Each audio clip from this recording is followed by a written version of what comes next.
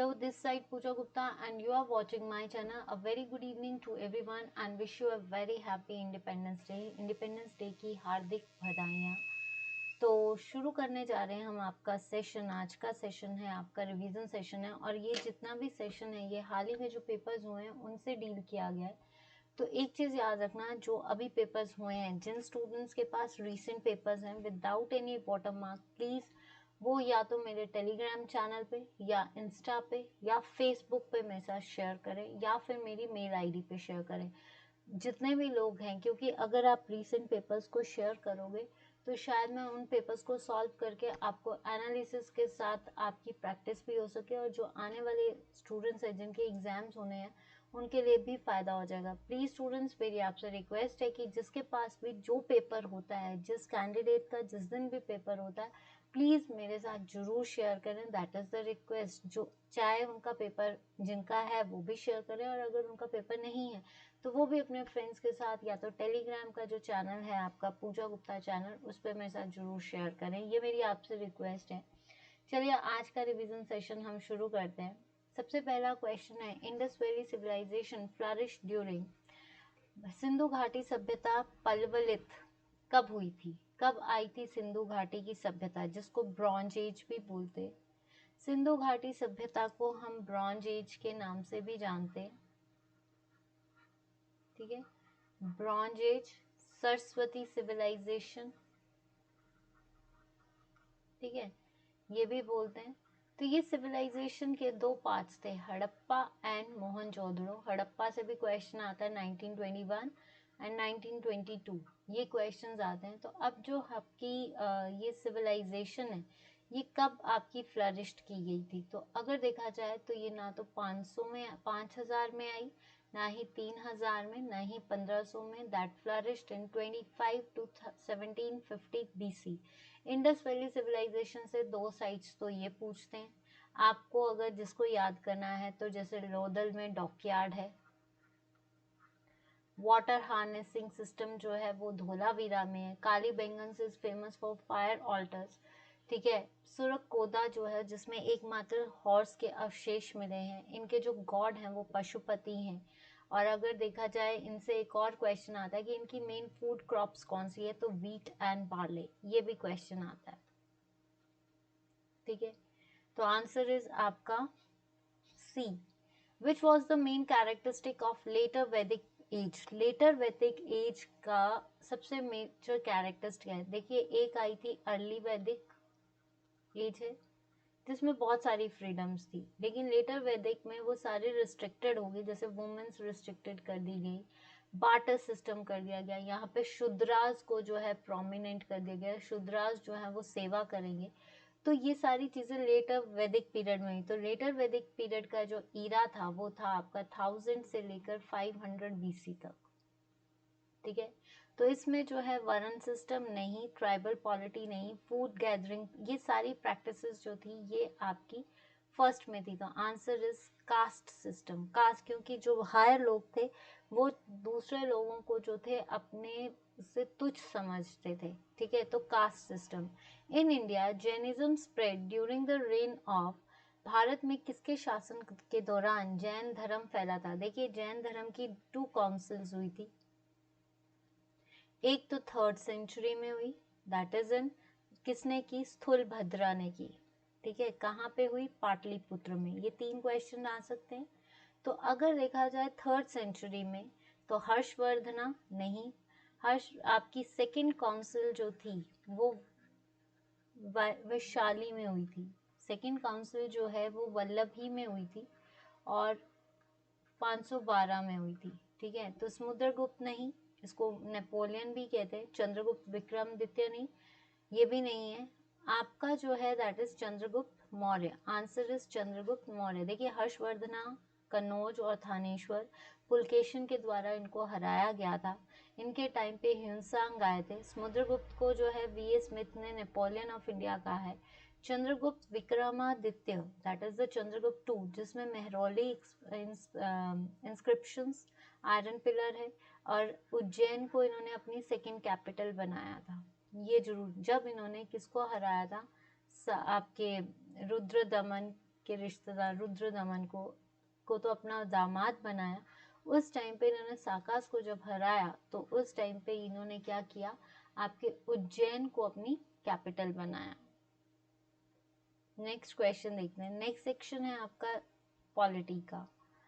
The preamble of our constitution is the part of constitution, contains spirit of constitution, is a limitation upon granted power या none of these। अगर देखा जाए preamble is the preface जिसमें हमारा secularism, socialism, democratic, Republic, justice, fraternity, equality बताया गया। तो ये जो प्रियम्बल है वो किसका क्या है, ये देखिए अगर बेरुबेरी के हिसाब से देखा जाए केस के साथ, it's not a part, but according to Keshavananda Bharati case, that is 42 amendment 1976, उसके अकॉर्डिंग जो है ये आपका क्या है, is a part of constitution, जो भी हम अमेंड कर सकते हैं according to 368 amendment article. 368 article के अकॉर्डिंग जो है कॉन्स्टिट्यूशन को अमेंड किया जा सकता है, इसलिए ये जो प्रियम्बल है that is the part of constitution.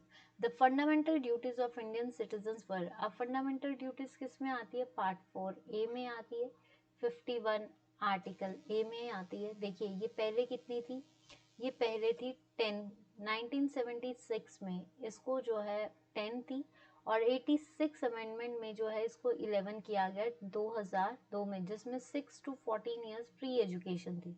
Fundamental rights duties की जो किसके बेसिस पे आई, स्वर्ण सिंह कमेटी के बेसिस पे। तो ये जो फंडामेंटल ड्यूटीज है इट्स एन अमेंडमेंट नहीं, 368 के हिसाब से, सुप्रीम कोर्ट बताया है 124 के हिसाब से, ठीक है। It's the order issued by the is the amendment, it is the amendment of the constitution, क्योंकि 42 सेकेंड अमेंडमेंट पे जो है ये बताया गया कि फंडामेंटल ड्यूटीज को इंडिया में किसके द्वारा प्रवाहित किया जाता है, that is this is the right answer. Judgement नहीं है, प्रेसिडेंट इसको इशू नहीं कर सकता, और legislation it is not adopted by legislation, ठीक है। तो इसको जो है आप क्या कह सकते हो, amendment of Indian constitution. Collective responsibility of the cabinet was introduced in India by, देखिए जो कलेक्टिव रिस्पॉन्सिबिलिटी है, जो कैबिनेट की कलेक्टिव रिस्पॉन्सिबिलिटी है, उसको इंडिया में किसने इंट्रोड्यूस किया, 1935 एक्ट में। इसमें डीआरकी को ख़त्म किया गया था, डुअल सिस्टम को ख़त्म किया गया था डीआरकी को। ये है आपका इंडिपेंडेंस एक्ट, इंडिपेंडेंस एक्ट 1947, जो आपकी ये वाली डी ऑप्शन है वो है आपकी इंडिपेंडेंस एक्ट 1947। अगर हम बात करें आज स्वतंत्रता के हिसाब से, तो इंडियन इंडिपेंडेंस एक्ट 1947 का मतलब है इंडिया को आज़ादी देना, और ये किसने दिया था, इसको हम बोलते हैं माउंट बेटन प्लान, MBP। वैसे कहा जाता है, माउंट बेटन ने तो कहा था कि 3 जून को 1948 को भारत को आज़ाद कर दिया जाएगा, लेकिन 3 जून 1948 को भारत आज़ाद नहीं हुआ, ये हुआ 1947 में। क्यों हुआ 1947 में, क्योंकि इतने दंगे बढ़ गए थे, तो ब्रिटिशर्स ने कहा कि अगर हमें भारत को छुड़ाना है तो 1948 तक तो कुछ बचेगा नहीं, तो लेट इट बी 1947। 15 अगस्त ही क्यों चुनी आज, क्योंकि माउंट बेटन जो था वो बहुत बहमी था, और सेकेंड वर्ल्ड वॉर में जो है 15 अगस्त 1945 को ही एलाइड पावर्स जीती थी, जिसके चेयरमैन थे माउंट बेटन। तो माउंट बेटन ने 1947 15 अगस्त ही चुनी, क्योंकि वो उनके लिए लकी डेट थी। तो इसलिए जो है इंडिपेंडेंस एक्ट, जिसमें, और देखिए ब्रिटिशर्स ने जो है उनका जो रूल था डिवाइड एंड रूल, वो करके गए हैं इंडिया को। इसमें सबसे ज़्यादा सहयोग उनको किसने दिया, नेहरू जी ने, और जिन्ना ने इस सहयोग में उनका बहुत पार्टिसिपेट, क्योंकि वो दोनों चाहते थे अलग अलग देश। जिन्ना हमेशा अपनी अलग स्टेट मांगता था, अलग कंट्री, जिसकी वजह से हिंदू मुस्लिम्स में दंगे हुए। तो जो माउंट बेटन प्लान था उसमें 1947 और 15 अगस्त को चुना गया, और 15 अगस्त की रात को इसलिए चुना गया क्योंकि कहा जाता है ज्योतिषी के हिसाब से कि 12 बजे के बाद, मतलब जो 15 अगस्त है वो अच्छी नहीं है, इसलिए 12 बजे के तक ही भारत को आज़ाद कर दिया जाएगा, ठीक है। ये बहुत डिस्कशंस है। मिंटो मॉडल रिफॉर्म, जिसको आप बोलते हैं separate communal electorate award, that is 1909। तो ये नहीं है, answer is constitution of India. Collective responsibility जो है ये इंडिया में किसने इंट्रोड्यूस किया? हमारे संविधान ने ना। नेक्स्ट आता है आपका geography session. Sheet erosion over earth surface is caused by. जो शीट किसके कारण भूस्तर पर परत क्षरण होती है? तो शीट इरोजन किसकी वजह से होता है? शिफ्टिंग कल्टीवेशन नहीं होती, स्ट्रॉन्ग विंड्स की वजह से नहीं होता, मूविंग आइस की। सबसे ज़्यादा जो है हैवी रेन्स जो है वो शीट इरोजन करती है, ठीक है, क्योंकि सबसे ज़्यादा लीचिंग वैसे ही होती है। Which is the largest sea in the world? सबसे बड़ा सी, बड़ा सागर कौन सा है? वैसे तो हमें पता है सबसे बड़ा ओशन जो है वो पैसिफिक ओशन है, ठीक है। अगर हम बात करें Caspian Sea, it is the lake, ठीक है, ये लेक भी है सी भी है, बट इसको बोल सकते हैं सॉल्ट वाटर लेक, तो ये नहीं है। मेडिटेरियन सी, ये जो है ये किसको कनेक्ट करता है? मेडिटेरियन और अटलांटिक ओशन को, जो कि आपकी स्ट्रेट ऑफ गिब्राल्टर है, स्ट्रेट ऑफ गिब्राल्टर, ठीक है, स्ट्रेट ऑफ गिब्राल्टर, ये नहीं है। नॉर्थ सी, नॉर्थ सी जो है आप इसको बोल सकते हो अटलांटिक ओशन का पार्ट है, ये अटलांटिक ओशन। और ये क्या है, कहाँ पे होता है? ग्रेट ब्रिटेन में, ठीक है। तो सबसे बड़ा ओशन जो है that is South China Sea. After 4 seas जो है आपका 5 सीज, 5 ओशन, सबसे बड़ा कौन सा है? साउथ चाइना सी, ठीक है। तो इसको ये किसको, मलाक्का स्ट्रेट को जो है कनेक्ट करता है। तो South China Sea is the largest sea in the world. The most advance tundra inhabitants are, सबसे ज़्यादा टुंड्रा रहवासी कौन से हैं? सेमियोइड्स। सेमियोइड्स जो होते हैं इनको नीनैट्स भी बोलते हैं, और ये ज़्यादातर अलास्का या टुंड्रा टैगा दोनों में मिलते हैं।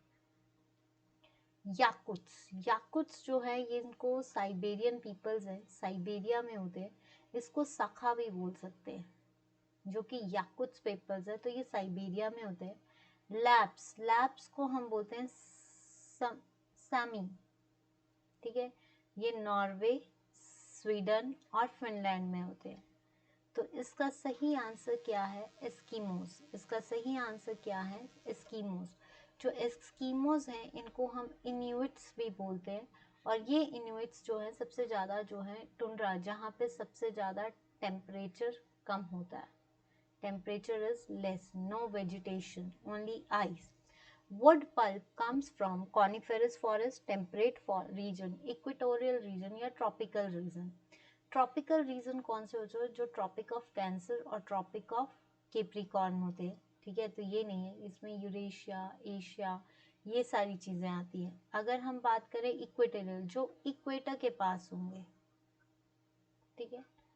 टेम्परेट रीजन, टेम्परेट रीजन होता है जो इक्वेट, जैसे आर्कटिक और ट्रॉपिक ऑफ कैंसर के बीच में, अंटार्कटिक और ट्रॉपिक ऑफ कैप्रिकॉर्न के बीच में जो रीजन्स होते हैं उनको बोलते हैं हम टेम्परेट रीजन्स। कॉनिफर्स, जहाँ पे एक्सट्रीम क्लाइमेट यानी आपका एक्सट्रीम ठंडी पहाड़ी वाले इलाके। तो वुड पल्प हमें मिलती है पाइन के पेड़ों से। तो पाइन के पेड़ का कैरेक्टरिस्टिक फीचर क्या है? कॉनिफेरस।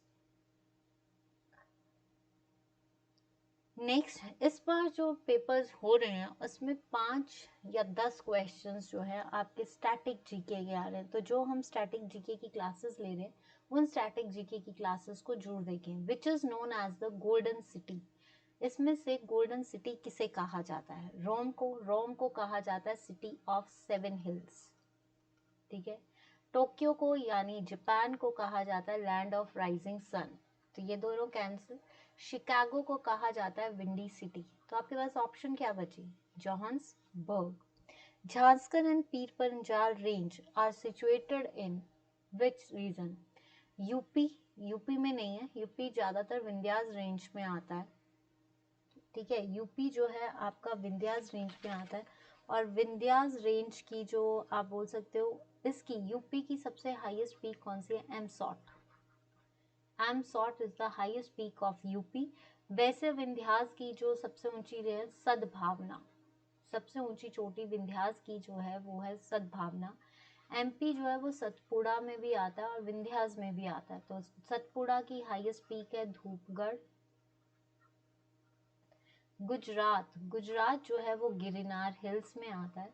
गिरनार हिल्स की सबसे ऊंची चोटी को बोला जाता है दत्तरेया टेम्पल, दत्तरेया, ठीक है। तो ये नहीं है। झांसकर और पीर पंजाल रेंज जो है वो हिमाचल में पड़ती है, और झांसकर रेंज हिमाचल की सबसे ऊंची चोटी कौन सी है? शिला, जो कहाँ है? किन्नौर में है, ठीक है। The biggest aggregation of coral island, सबसे ज्यादा कोरल आइलैंड्स कहाँ पे होते हैं? अंडमान, अंडमान में 300 आइलैंड्स है जो इसमें फ्रिंगिंग होते हैं, फ्रिंगिंग रीफ्स, कोरल रीफ्स होते हैं। निकोबार में 32 हैं, ठीक है। Barren island is the most important island of Nicobar. Lakshadweep, Lakshadweep के कोरल को बोलते हैं एटोल्स। तो सबसे ज्यादा एग्रीगेशन जो है कोरल का वो कहाँ पे है? लक्षद्वीप में। विच हिल ट्रैक रिसीव मैक्सिमम रेनफॉल, सबसे ज्यादा रेनफॉल कहाँ पे होती है? मिजो हिल्स, मिजो मिजोरम में है, ठीक है। इसको बोलते हैं लश्कर लुशाई हिल्स, ठीक है। जानतिया हिल्स, जानतिया हिल्स जो है ये आपकी खासी में ही पड़ती है, खासी और जानतिया के बीच में। गैरो हिल्स जो हैं ये आपकी पड़ती हैं, इसकी जो हाईएस्ट पीक है that is Nokrek region and it is in Shillong. Khasi, Khasi जो है सबसे ज्यादा बारिश यहाँ पे होती है क्योंकि यहाँ पे क्या है? चेरापूंजी, ठीक है। और इसकी जो हाईएस्ट पीक है दैट इज लमशिलोंग। अगर हम एक और चीज याद करें इसकी, तो सबसे ये है कहाँ की? मेघालय की है। और मेघालय किस पे पड़ता है? शिलोंग प्लेट्यू पे, शिलोंग, ठीक है। तो ये भी याद रखना, Shillong plateau. Next question, the largest mix gland of human body is, सबसे बड़ा या सबसे मानव शरीर का सबसे मिश्रित ग्रंथि कौन सी है? थाइमस, थाइमस जो है ये आपके ग्लैंड है, तो ये ज्यादातर टी लिम्फोसाइट्स को बनाने में हेल्प करता है, white blood cells. Liver is the largest gland of the body which produces bile and bile is stored in gall bladder, ठीक है। पेनक्रियास या spleen, spleen, spleen is the graveyard of RBCs, RBCs के ग्रेवयार्ड को क्या कहते हैं? Spleen. RBCs क्या है? रेड ब्लड कॉर्पसेल्स या रेड ब्लड सेल्स जो हमारा ब्लड बनाते हैं, जिसके अंदर पिगमेंट कौन सा होता है? हीमोग्लोबिन। और इसके अंदर मिनरल कौन सा होता है? आयरन, ठीक है। तो ये नहीं है, आंसर इज पेनक्रियास, क्योंकि ये मिक्स ग्लैंड है, ये आपका एंडोक्राइन भी है और एक्सोक्राइन भी है। इसमें डक्ट्स भी होती है और डक्टलेस भी होता है। एंडोक्राइन, डक्टलेस, ये डक्ट है, ये सिक्रीट करता है इंसुलिन, ठीक है। Now the Dolly, the world's first cloned animal was, विश्व का सबसे पहला डॉली क्लोन्ड एनिमल किस? क्लोन्ड होता है आइडेंटिकल कॉपी, जो बिल्कुल एक जैसी कॉपी है उसको बोलते हैं शीप। डॉली जो है वो पहला क्लोन्ड एनिमल है किसका? शीप का। Small pox is caused by bacteria, virus, fungi या प्रोटोजोआ, प्रोटोजोआ से होती है अमीबिक डायसेंट्री, ठीक है। फंजाई से जो है आपको कई बीमारियां होती हैं, ठीक है। वायरस या बैक्टीरिया, तो अगर small pox is the virus, ठीक है, बैक्टीरिया नहीं है। स्मॉल पॉक्स इज द, जिसको ठीक किसने किया था? आपके एडवर्ड जेनर ने। Which is used in the treatment of cancer, treatment of cancer के लिए क्या यूज किया जाता है? कीमोथेरेपी, कीमोथेरेपी, फिजियोथेरेपी, इलेक्ट्रोथेरेपी या साइकोथेरेपी, ठीक है। तो ये क्या है आपका? देखिए, स्मॉल पॉक्स एडवर्ड जेनर ने इसकी ट्रीटमेंट की थी और आपको ये पता होना चाहिए इट्स द वायरस। नेक्स्ट आता है विच इज बैक्टीरियल डिजीजेस, कौन सी होती है? टीबी, बैक्टीरिया है। फंजाई नहीं है, फंजाई से आपका स्किन रैशेस भी हो सकते हैं, स्किन प्रॉब्लम्स, ठीक है। Which is use in the treatment, physiotherapy नहीं है, इलेक्ट्रोथेरेपी नहीं, ज्यादातर हम कीमोथेरेपी। कैंसर के सेल्स को ऑन्को सेल्स बोलते हैं, ऑन्कोलॉजी भी बोलते हैं स्टडी को, और कैंसर के सेल्स को बोलते हैं onco cells, right. Next,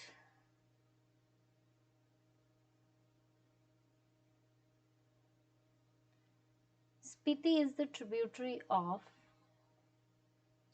Spiti is the tributary of which river? Spiti किसकी ट्रिब्यूटरी है? देखिए ये ब्यास, ब्यास ब्यासकुंड से निकलती है, इसको अरिज्यकिया कहते हैं, इसको विपाशा भी कहते हैं। ब्यास की जो ट्रिब्यूटरी है पार्वती है, उहल है। यमुना को कालिंदी, इसका एथिकल रिलेशन है सन के साथ। और अगर देखा जाए तो यमुना की ट्रिब्यूटरी कौन सी है? पब्बर, टॉन्स, गिरी। ठीक है, तो ये नहीं है, this is the shortest river. और ये कहाँ से एंटर करती है? खौदर मजरी से एंटर करती है और ताजेवाला से ये बाहर निकल जाती है। खौदर मजरी से ये सिरमौर में एंटर करती है।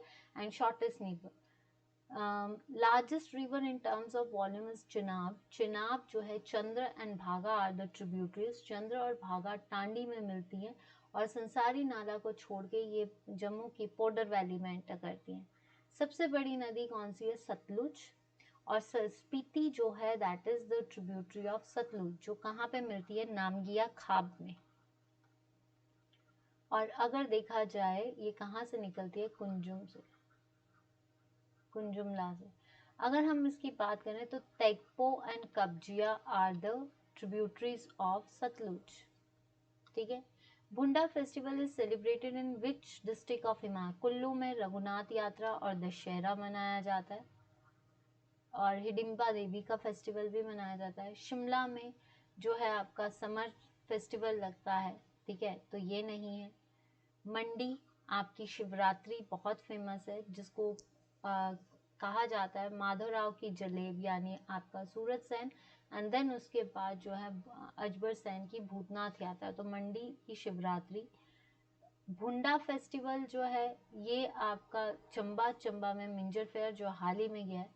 ये जो भुंडा फेस्टिवल है ये हर 12 साल बाद मनाया जाता है। कहाँ पे? निरमंड में, राजपूत मनाते हैं।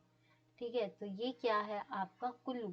एक चीज मैं आपको बता दूं, भुंडा 12 साल जैसे कुंभ मनाया जाता है वैसे ही भुंडा और शांड भी। Gephang mountain peak is located in which district of Himalaya? Shimla में है आपकी चांसल पीक। ठीक है, सिरमौर में है चूड़धार। किन्नौर में है आपकी शिला। और रियो पर्जल, हाईएस्ट इज शिला। तो answer is Lahaul Spiti. Gephang glacier भी है, इसको मैटरहॉर्न ऑफ स्विट्जरलैंड भी, अगर ग्लेशियर के हिसाब से देखा जाए तो मैटरहॉर्न ऑफ स्विट्जरलैंड या मनी महेश ऑफ लाहौल इज गिफांग, क्योंकि गिफांग डाइटी भी है। Swami Krishnanand belongs to which district? अभी हाल ही में हमने जब मूवमेंट्स की थी तो उसमें हमने देखा कि स्वामी कृष्णानंद कांगड़ा से नहीं है। कांगड़ा के देहरा गोपीपुर से कौन है आपके? बाबा कांशीराम। ऊना से नहीं। बिलासपुर को डिस्कवर करने वाला बिलासपुर के अनंत चंद। तो answer is Mandi. Mandi conspiracy में जो है स्वामी कृष्णानंद, जिसका नाम क्या था? भाई हृदय राम, जिसने अपना नाम क्या कर दिया था? कृष्णानंद। जसवा धार हमीरपुर में है। एवी इज द हाईएस्ट चोटी। 16 सिंगी धार जो है सबसे ऊंची धार इसमें है आपकी हमीरपुर में है। बिलासपुर में आपकी बहादुरपुर। ठीक है, कांगड़ा में अगर आपको देखना है तो कांगड़ा की जो चोटी है ये किस रेंज में आती है? शिवाल आपका धौलाधार पर्वत श्रृंखला में आती है ये। ठीक है, तो धौलाधार को आप मौलक पर्वत भी कहते हो, व्हाइटिश ग्रेनाइट भी कहते हो। तो जसवा धार जो है ये ऊना में पड़ती है। ऊना का पुराना नाम था जसवा, जिसको डिस्कवर किसने किया था? पूरब चंद ने। और इसने कैपिटल क्या रखी थी? राजपुरा। ठीक है, तो Una.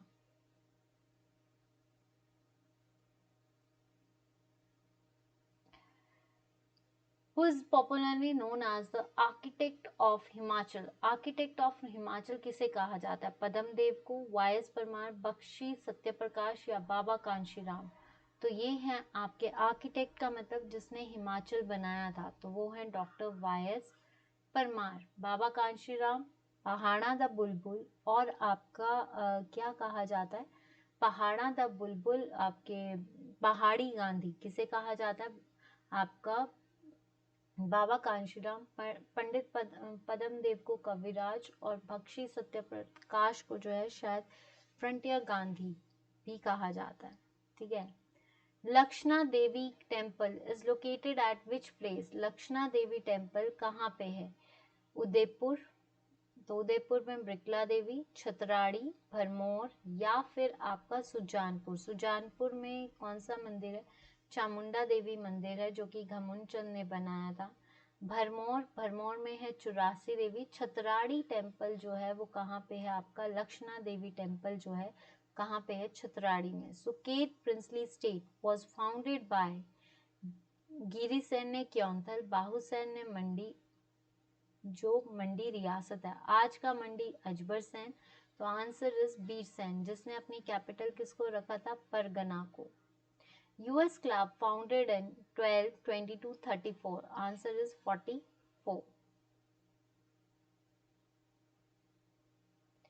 Now these are the current affairs. ये जो करंट अफेयर्स हैं ये याद रखना, ये 2020 के हैं और ये अक्टूबर में पूछे गए हैं। अक्टूबर के 2020 के क्वेश्चंस है। मैंने इसलिए दिया है क्योंकि अभी जो रीसेंट पेपर आया है उसमें सितंबर के, दिसंबर के और मई के 2020 के करंट अफेयर्स आए हैं।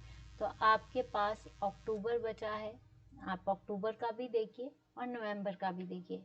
Niti Aayog signed a SOI with Embassy of which country on decarbonization of energy transition agenda? तो ये किसके साथ साइन किया? State SOI is the statement of India, statement of India,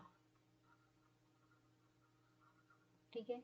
तो ये किसके साथ? डीकार्बोनाइजेशन ऑफ एनर्जी ट्रांजिशंस, मतलब आपका इसमें जो है नई टेक्नोलॉजीज को एकोमोडेट करके एनर्जीज को जो है पावरफुल बनाना। जर्मनी, फिनलैंड, ये जो है ये किसके साथ साइन किया गया था? नीदरलैंड के साथ। Human rights group Amnesty, Amnesty का हेडक्वार्टर है London, has announced to quit from which country? United States, India, China या North America? Answer is India. India से जो है उसने क्विट करना, पद छोड़ने की घोषणा कर दी है क्योंकि टू बेयर द क्योंकि जितने भी क्राइसिस हैं, गवर्नमेंट जो है वो फ्रोजन हो चुकी है, तो क्राइसिस को बेयर अप करने के लिए।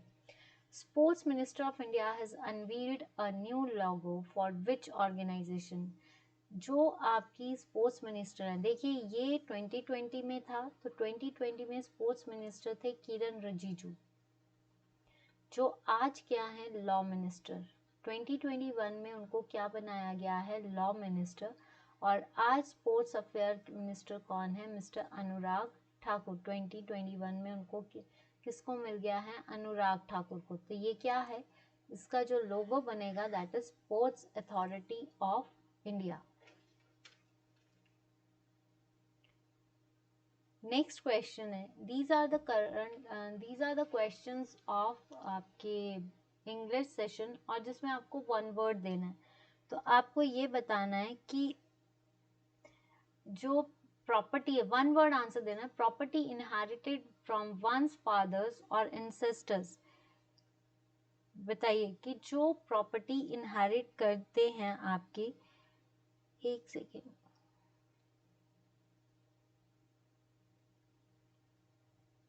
जस्ट वेट,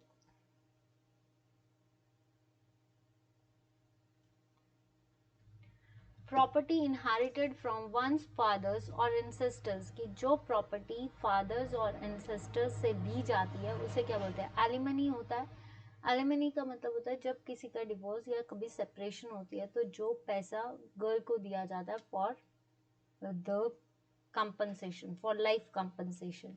तो अगर हम बात करें आपकी लीगेसी की, लीगेसी होता है that is the will, inheritance जो पीछे से चली आ रही है। तो इसका सही आंसर होगा आपका पैट्रीमनी। आंसर इज पैट्रीमनी, ठीक है। ये क्या है आपका? पैट्रीमनी। नेक्स्ट आता है the murder of new born baby. Murder of नया बॉर्न बेबी को क्या कहते हैं? होमोसाइड होता है मर्डर, किसी एक इंसान से दूसरे इंसान को मारना। Regicide is the killing of king.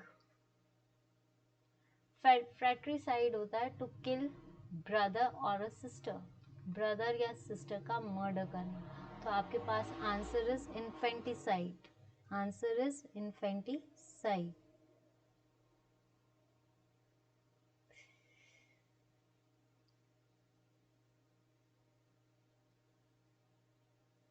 Next आता है इनकैपेबल ऑफ बीइंग वाउंडेड, मतलब एक जिसको बोल सकते हैं कि कभी जो है उसको चोट ना लगे। तो आपको ये बताना है इनवल्नरेबल, इनविजिबल, इनफ्लायबल या फिर आपका इनप्रेग्नेबल।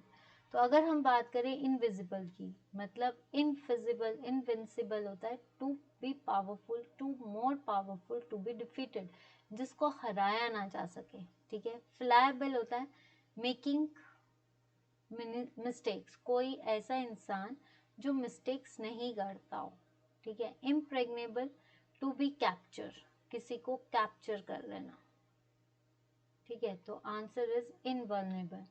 अ पर्सन हु कलेक्ट्स कॉइन्स, जो कॉइन्स को कलेक्ट करता है उसको क्या बोलते हैं?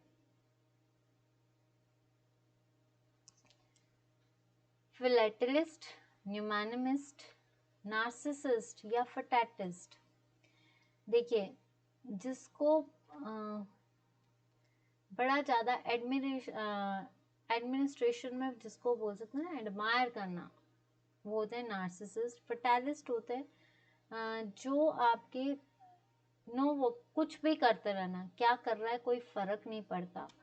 न्यूमैनिमिस्ट या फिटैलिस्ट होता है स्टेम्प्स की कलेक्शन, और न्यूमैनिमिस्ट होता है आपका कॉइन की कलेक्शन। ये हाल ही में पूछे गए हैं, तो ये क्वेश्चंस हाल ही में पूछे गए हैं। ठीक है।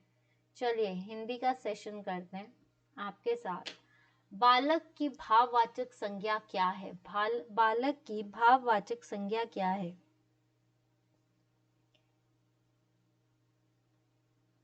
बालकपन, बालपन, बालिका और बालक। मैं पहले ही कह देती हूँ कि जो आपका हिंदी सेशंस है ना, हिंदी सेशंस को आप क्रॉस चेक कर सकते हो, तो प्लीज ये चीज आप देख लेना। बालक, भाव बताना, बालकपन, बालपन, बालिका और बालक। तो आंसर इज बालकपन। आंसर क्या आएगा? बालकपन। कृपा, कृपा का विशेषण जो विशेषता बताता है। कृपा योग्य, कृपालु, कृपालु या कृपा प्रार्थी।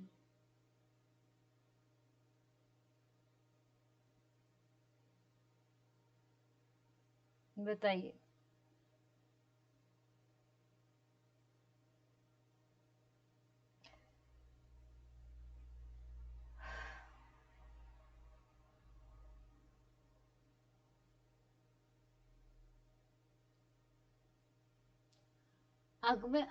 कृपालु, विशेषण इज कृपालु। सहचर, सहचर, तो इसमें आएगा उपसर्ग क्या है? सह। विवाह का पर्यायवाची क्या होता है? परिणय। एक था सत्य प्रकाश का नाम, सत्य प्रकाश का नाम क्या है? सो सॉरी, दैट इज तगमे, तगमे शत्रुष। ठीक है। फ्रंटियर गांधी जो मैंने आपको बताया था बाय मिस्टेक, वो है आपके Bhajjumal. I am so sorry, confusion, Bhajjumal. ठीक है। तो ये याद रखना आपका क्या है। और कविराज मैंने आपको पहले ही बता दिया था, वो है आपके पद्म देव। तो ये चीज आप क्लियर कर लेना। तगमे शत्रुष था उनका नाम सत्य प्रकाश का, और भज्जुमल जो है आपके frontier Gandhi. I am so sorry for that. तो आज का सेशन इतना ही। आई होप कि आपको आज का सेशन अच्छा लगा। अगर सेशन अच्छा लगा है तो प्लीज स्टूडेंट्स लाइक कीजिए, शेयर कीजिए और सब्सक्राइब कीजिए। देखिए, अगर अभी आप सब्सक्राइब नहीं करेंगे, रिकमेंड नहीं करेंगे, तो फिर चैनल जो है लेट होता जाएगा और आपके लाइव सेशंस नहीं होंगे। और अभी मेजर पेपर आने हैं और मुझे वो मैराथन्स लेने हैं। तो मेरी आपसे रिक्वेस्ट है कि जितना हो सकता है रिकमेंड कीजिए, लाइक कीजिए और शेयर कीजिए। सारी क्लासेस यहाँ पे चल रही हैं। कई बार बोलने में दिक्कत हो जाती है या कई बार छोटी छोटी गलतियाँ होती हैं, उसके लिए मैं माफ़ी चाहूँगी। On Facebook page, it's Pooja Gupta page. On YouTube, it's Pooja Gupta. On Telegram, it's Pooja Gupta channel. Let's learn with me. I request कि किसी का भी पेपर होता है, कोई मेरे पे इतना जैसे बोलते हैं ना, कोई मेहरबान हो जाए, तो प्लीज कृपा करके जिसका भी पेपर होता है वो मुझे इस जीमेल आईडी पे, this is Pooja Gupta 33012 @gmail.com, पे प्लीज़ मेल कर दे, जिसका जब भी पेपर होता है, जिसका होता है या नहीं होता है, वो प्लीज़ मुझे इस मेल पे उनसे लेकर शेयर कर दे, ताकि मैं आपके आगे एक हफ्ता पूरे जितने भी पेपर्स हुए हैं मैं आपके साथ वो शेयर करना चाहूँगी, ताकि आपकी जिनके आने वाले पेपर है उनका क्लियर हो जाए। ठीक है, तो अगर आप कर सकते हो मेरे लिए, एक तो चैनल को सब्सक्राइब करवाइए, लाइक कीजिए वीडियो को और शेयर कीजिए, ये रिक्वेस्ट है। Thank you so much. Pooja Gupta, let's learn with me. मिलती हूँ कल। Good night.